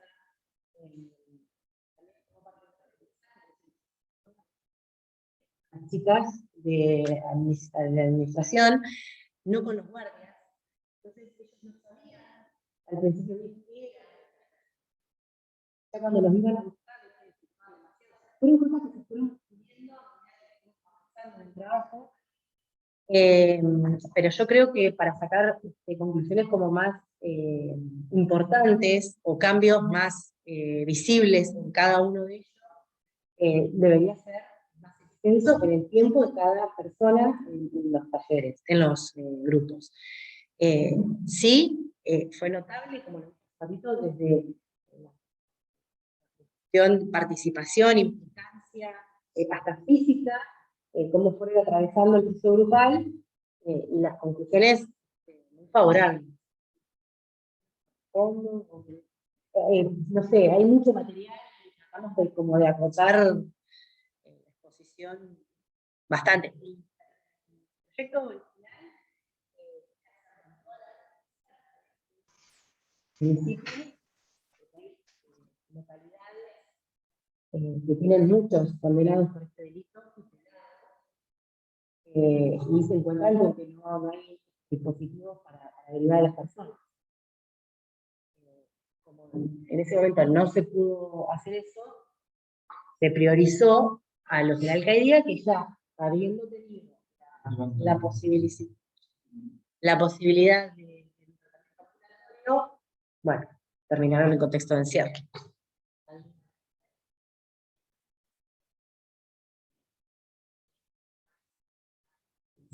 Marien, ¿escuchamos? Hola, buenas tardes. Ahora interrumpo, pero con preguntas, ¿no? Para decir que no se escucha. ¿Cómo están? No, les estaba preguntando en general, ya sea para adultos, como para el caso de Silvia y Lucas que trabajan en INAUM con menores de edad, ¿no? Si habría alguna posibilidad de implementar en la justicia acciones de reeducación y cómo lo harían para trabajar con juzgados de familia, por ejemplo, y teniendo en cuenta el tema de ejecución, que lo hemos hablado con el doctor Sarabia, respecto de las reglas de conducta, que por ahí son como inamovibles, ¿quiénes lo podrían pedir o de qué parte del proceso se podría llegar a pedir este sistema de reeducación, si es posible? Gracias. Yo voy a decir una cosa y se lo dejo a Martina la respuesta. Es muy importante con los hombres, ellos no tienen la voluntad, la necesidad de cambiar, porque ellos no están haciendo nada mal.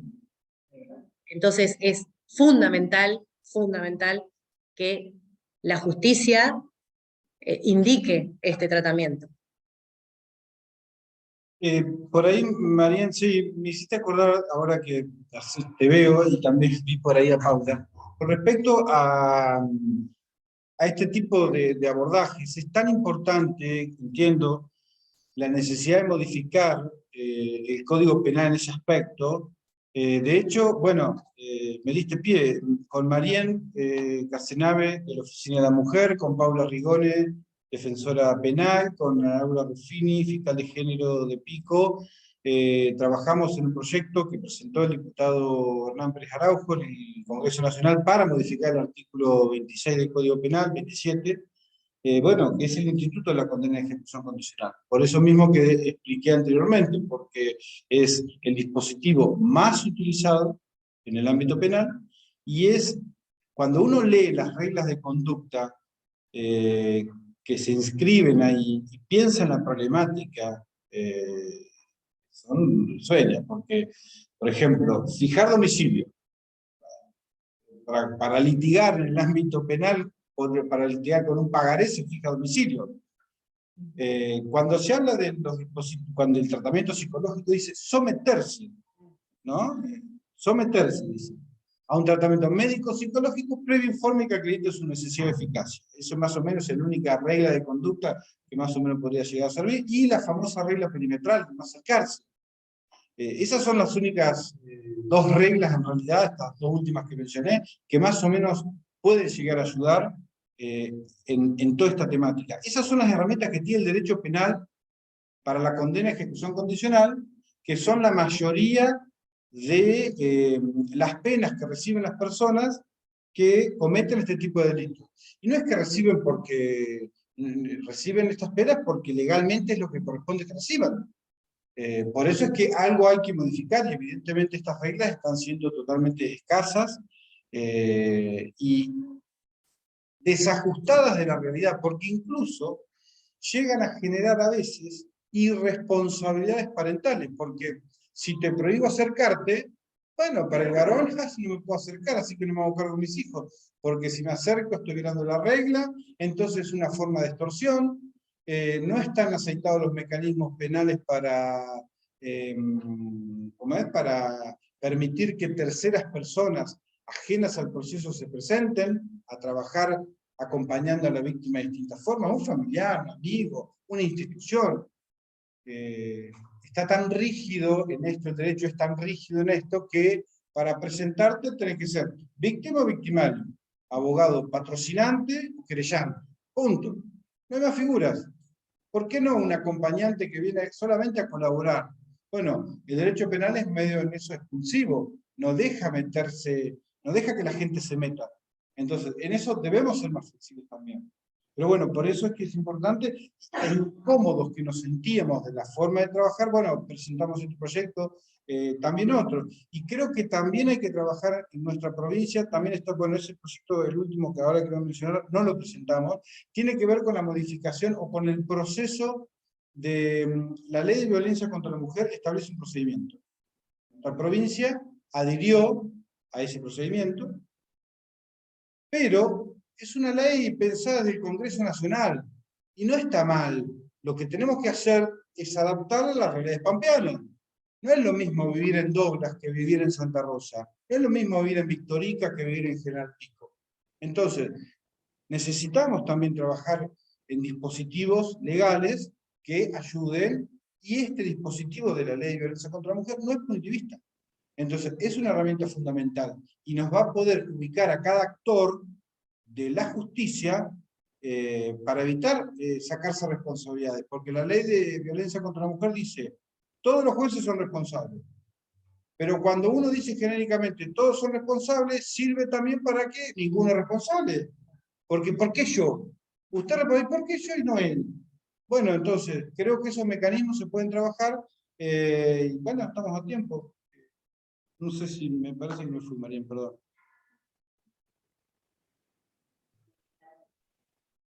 Sí, gracias. Agradecer la invitación.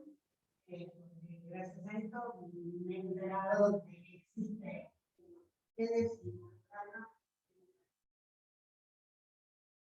siempre hablamos de un año 2019.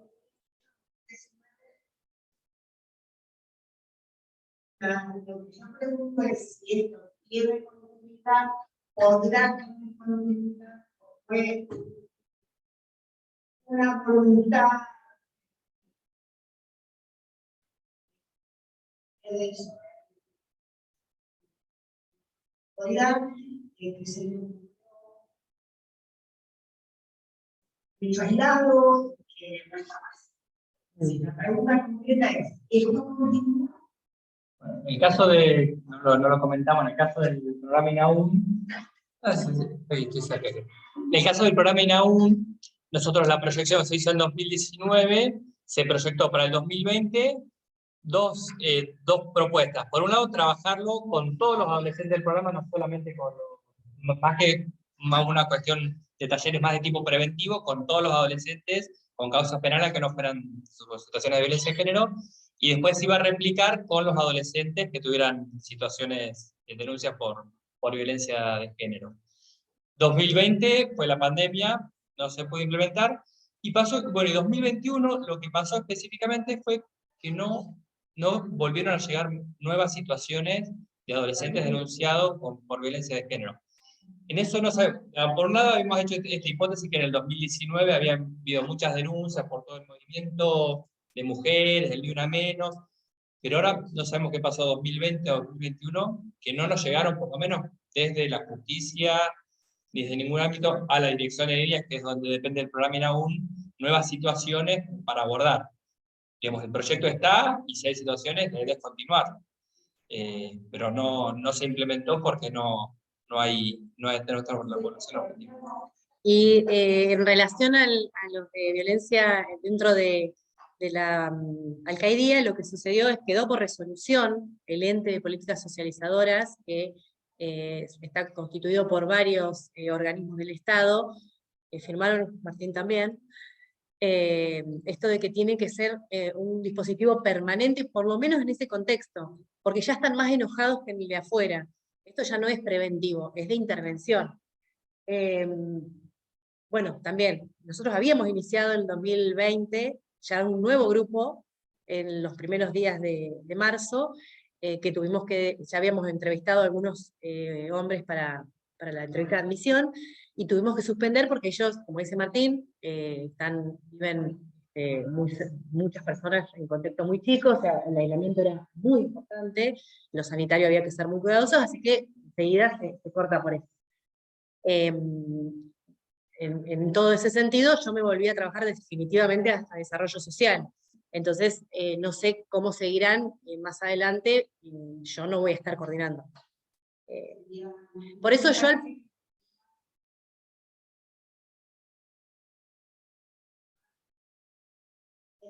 Claro.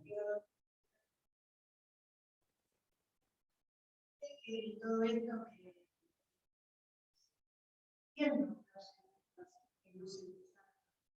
pero no sé dónde hablan ustedes, más como que estamos corriendo muy grande, esto se trata de estar muy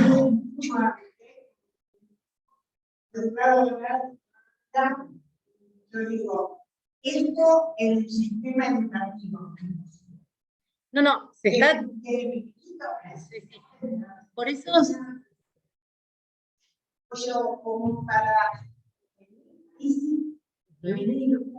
hacer una educación integral. Sí. La mujer sabe. Sí. Por eso está previsto la ESI en las escuelas, y trabajar mucho en función de esto, ¿no? De los vínculos saludables, la violencia del noviazgo, o sea, se van de distintos dispositivos. Claro, en el primario, secundario.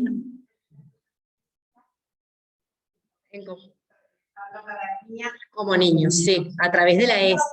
Sí, en vigencia. Con avances y retrocesos. Pero sí, en la parte preventiva estaríamos en esa etapa. Después, de hecho yo hace 20 años dije que trabajo en desarrollo social, y los primeros 10 años nosotras, quienes trabajábamos con los hombres, con las mujeres, decíamos, bueno, si el hombre no tiene voluntad, no se lo convoca, o sea, nos formamos con autores que nos enseñaban que era así, y uno debería de alguna manera, porque este hombre se nega. Bueno, las corrientes y todo que hace en las ciencias sociales va cambiando por suerte, va mejorando a partir de lo que es la sociedad misma. Hace ya más de 10 años que en Argentina se empieza a implementar estos lugares, porque si no es como que todos los dispositivos están en función de las mujeres, ¿no? Pero este hombre, que hoy tenía este vínculo con esta mujer, logramos, a través de solamente algo punitivo, va a volver a relacionar con otras mujeres o con sus mismos hijos, con lo cual, de alguna manera, es necesario, por ejemplo, atravesado como vinculación violenta.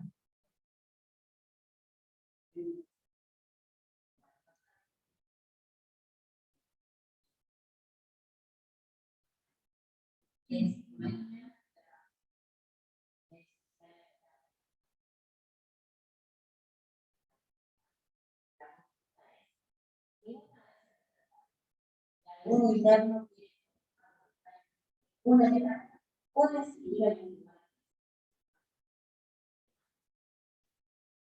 No, pregunta Marina si una vez la persona en libertad puede concurrir a estos talleres de manera voluntaria. No, claramente, o sea, la Dirección de Políticas de Género, que ahora no se llama así, del municipio de Santa Rosa, ¿cómo se llama? Género y diversidad, tenés razón. Hace muchísimos años que trabaja con varones, hay un sector que trabaja con mujeres en La Laguna, y otro sector que trabaja en la Dirección Escalante y sí, ayudando. Hay un equipo de 4 profesionales, son 2 psicólogos varones y 2 profesionales, una es trabajadora social y otra chica, no recuerdo. Estaba conformado así desde hace un tiempo el equipo. Ellos tienen experiencia de trabajo en grupo con otras características, también se formaron con nosotros en RETEM, con algunas resistencias por ahí de alguno del equipo, y sí las chicas que tenían adherencia a trabajar de esa manera, que no es simplemente la que hay que trabajar con estos varones, y el grupo es lo que, con estas características, es lo que uno ve que arroja resultados más favorables. Pero este grupo no está siempre en funcionamiento, de hecho ahora con la pandemia, otra vez no. Bueno, pero dimensionemos. El 55% de los casos que se trabajan en tribunales es de esta temática. Ese solo dispositivo se acaba de mencionar. No hay más, no hay. Creo que hay una experiencia en Pico, me parece que se está, no sé si implementando, si va a empezar a implementar, pero vuelvo a insistir, ¿y qué hay con la persona que vive en otro pueblo? Alejado de Santa Rosa. Incluso no da para abasto tampoco para la demanda de acá, la demanda local, ni siquiera absorbe la demanda local. Sí.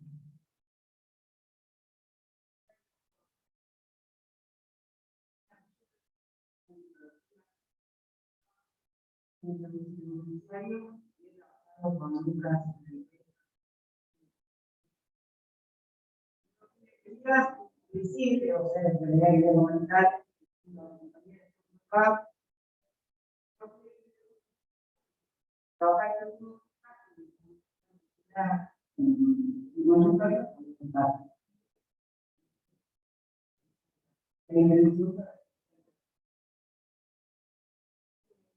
a raíz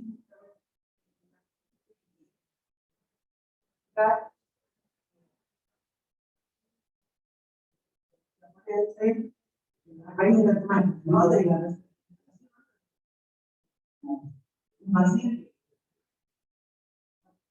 no tiene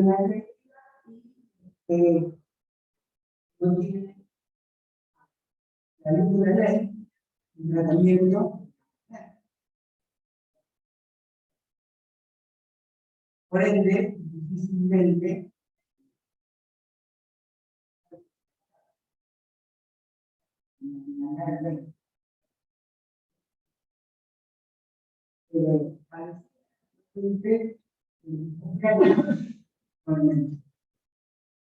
¿Era cómo? Como, ah, sí, sí.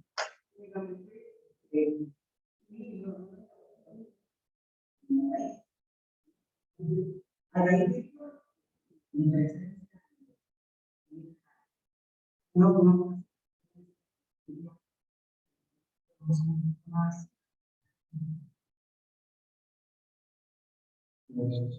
Sí, sí.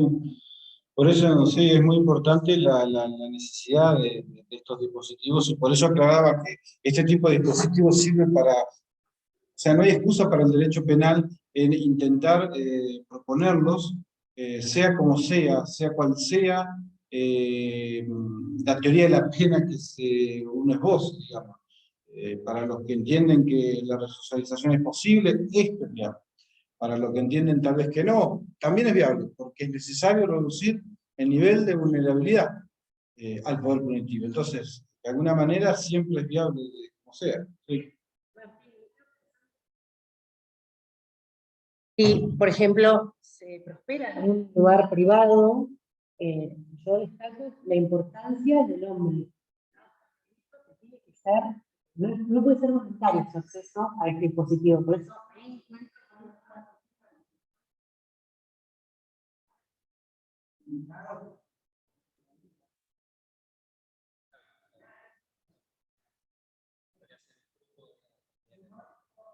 claro, pero yo tengo entendido, y eso es lo que me parece que Marien preguntaba, ¿cómo podemos hacer? Vos dijiste que es como un estereotipo también rígido.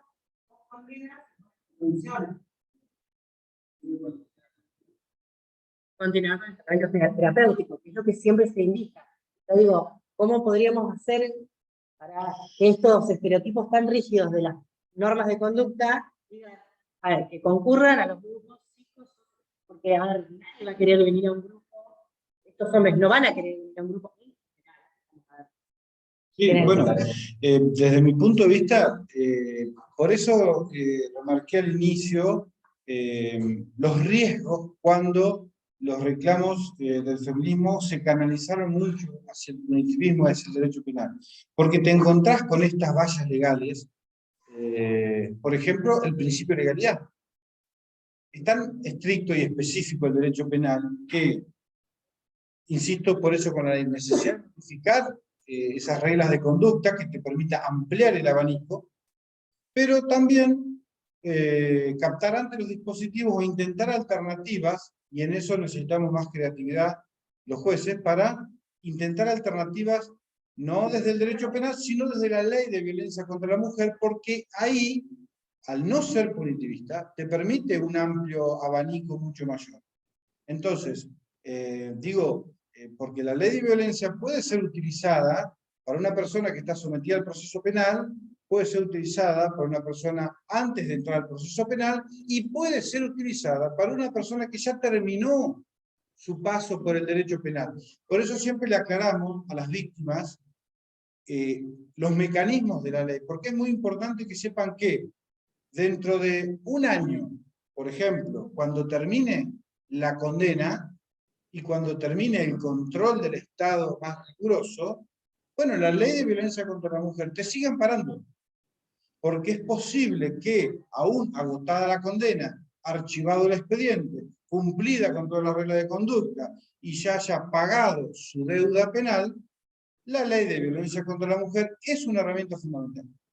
Porque puede ser utilizada a partir de allí. Y puede ser, lo hemos empezado a hacer muy tímidamente, recién en algunos casos que se nos han planteado, una intervención de la ley de violencia contra la mujer faltando poco tiempo para el agotamiento de la pena.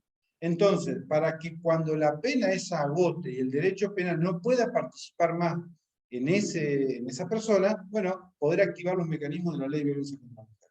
Eso es un juego que hay que analizar las leyes, y para eso no se necesitan reformas. Pero sí para la del Código Penal, porque caemos en esto que hizo Valeria. Perdón, María, porque me fui. Vos dijiste...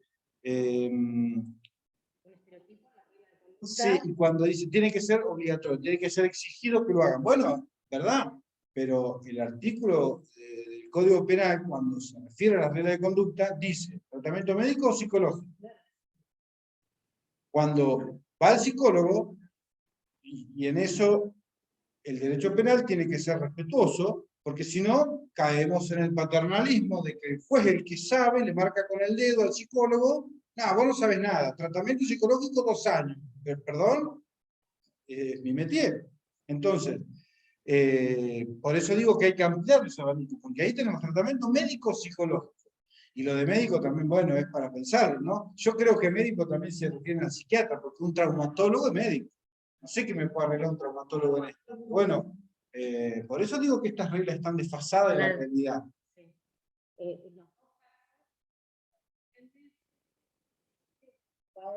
Tuvieron la selección como ya un vínculo, pero a la cuestión judicial, al grupo, una discusión que no sirve, lo suma, lo que la cuestión judicial, para el inicio, aún la sin muchas ganas de ir, aunque nunca se los entregamos, pero hicimos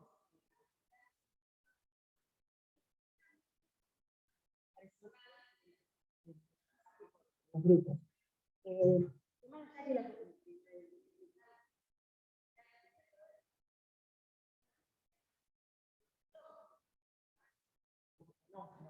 Solo transcurrió y fue como más liviano. En este proyecto que mencioné, no se escucha.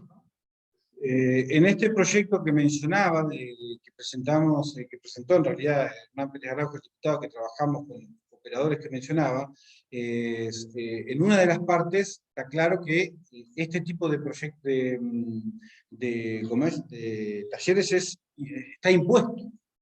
Lo que no lo del tratamiento psicológico, porque eso, pero sí este tipo de talleres. no es para mezclar las temáticas, pero también en ese proyecto se incluyen lo de lo que el Código Penal habla en los accidentes de tránsito, cuando dice reparar la incompetencia, bueno, imponerle la necesidad de estos tipos de talleres reeducativos para los conductores que han tenido accidentes de tránsito. O sea, en ese caso también se incluye esto, pero ya de una manera impuesta, obligatoriamente, digamos.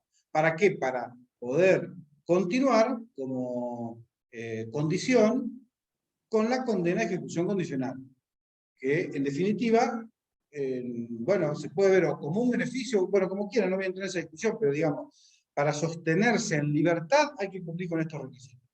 A nosotros el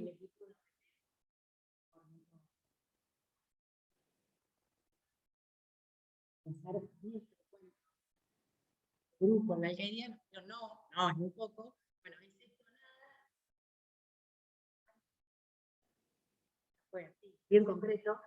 Y nos contaron que en Buenos Aires, más de 10 años de experiencia, no se escucha. Y no se escucha más. No sé. ¿No se escucha? No, no se escucha. Bueno. Sí. ¿Sí? Digo, ellos también hablan esto de que sea obligatoria la participación. Repito, o sea, no estamos hablando con alguien que tenga malestar, porque ellos no hicieron nada. Entonces, si partimos de esa base de que ellos sienten eso, viene por ahí la intención de decir la obligatoriedad de la participación.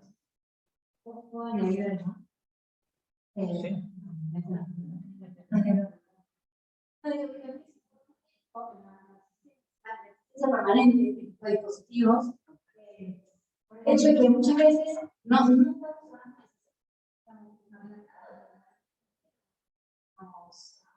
estamos nuestra mesa ampliamente, más allá de la circunstancia concreta.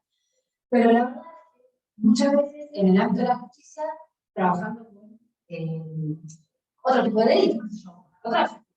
De repente una persona está cumpliendo pena, y bueno, por ejemplo, le da la posibilidad de acceder a algún tipo de instituto, como la condicional, y bueno, surge de los exámenes y de los informes que realiza el servicio penitenciario, que bueno, hay cierta conflictividad en su domicilio. Bueno, no sé qué es la mujer y cuando están mandando a la casa. Entonces, digo, deben existir casos concretamente violencia, ¿no? Que permite el candidato. Es necesario que existan y que estén a disposición, por supuesto que intramuros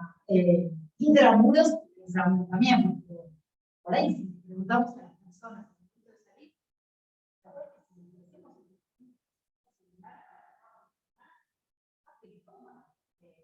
hay que estar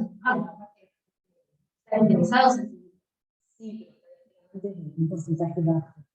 Sí, han pasado que ofrecer más allá de que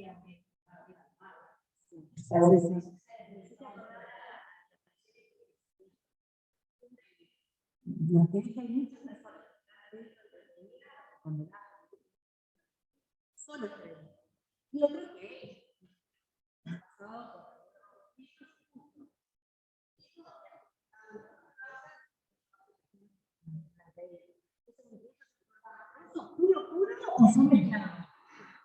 el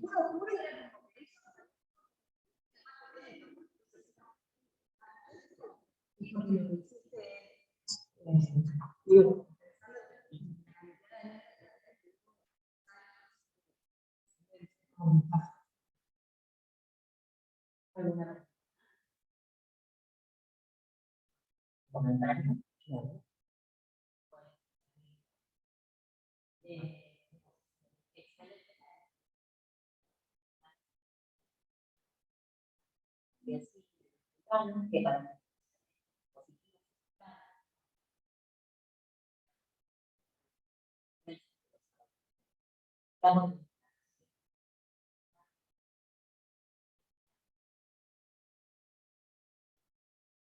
para algo así.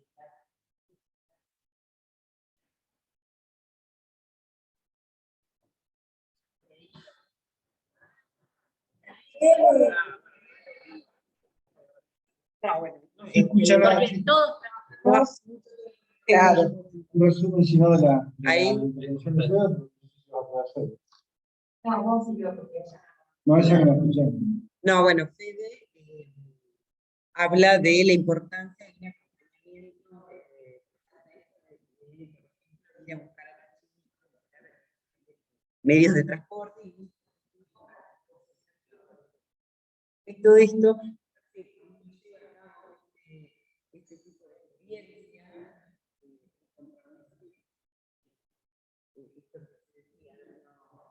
dar y esperar para que y todos de los adolescentes.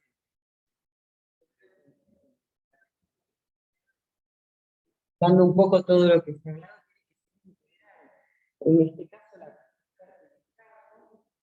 creo que en todas las áreas no hay artes, una parte y la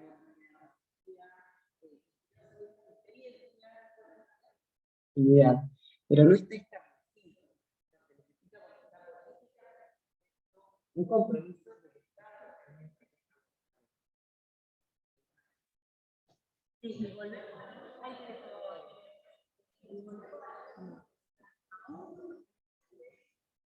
Sí,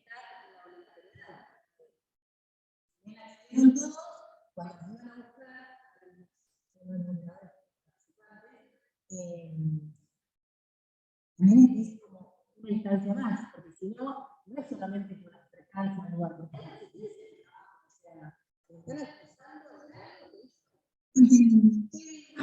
no van a ir al lugar donde sienten que la van a pegar, entonces en el primer tiempo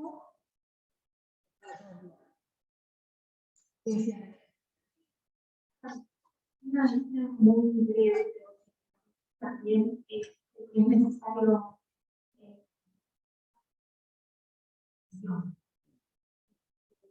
aquí ustedes todo un recorrido porque digamos más allá, por ejemplo, esa indicación, ¿no? Que te lo indiquen, que sea con una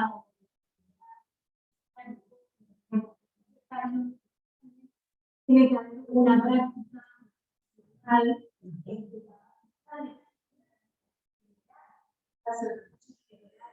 la demanda, porque si no empieza a tener sentido para esa persona, porque tampoco nos alcanza obligatoriamente. Me parece que ahí por eso la temática y creo que hay como tantas disciplinas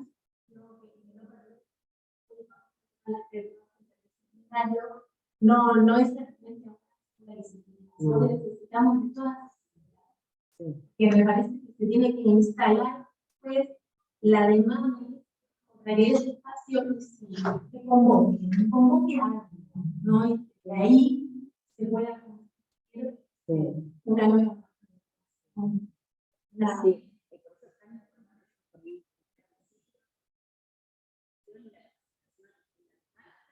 de violencia en general, también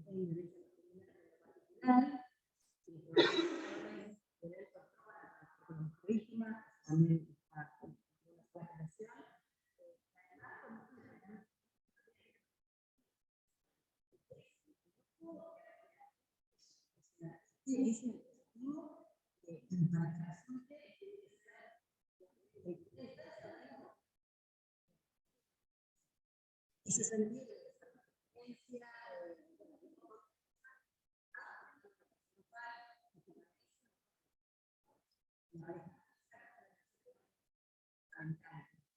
sí, y de la experiencia en la participación de ese espacio va a depender futuras participaciones y realmente la capitalización de todo lo que ahí suceda, si no va a ser un como sí.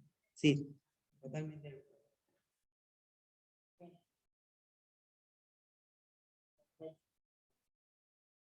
Venía casi, ¿no?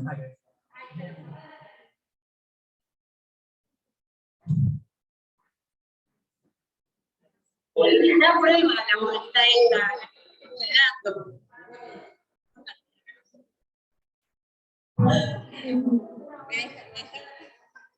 Sola. Acá estamos.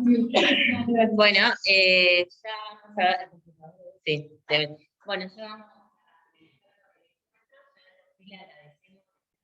penal porque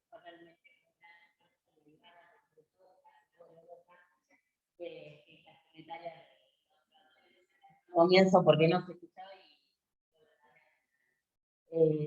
y de la comisión penal de las personas encuentro, ustedes no lo podían ir leyendo, pero lo están diciendo por las exposiciones, porque realmente y sobre todo para prevenir también las violencias. Así que muy bien. Así que, muchas gracias.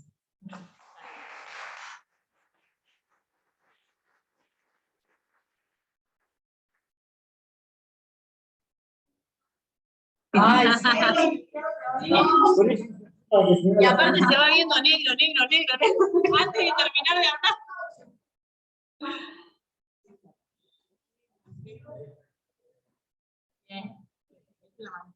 Bien.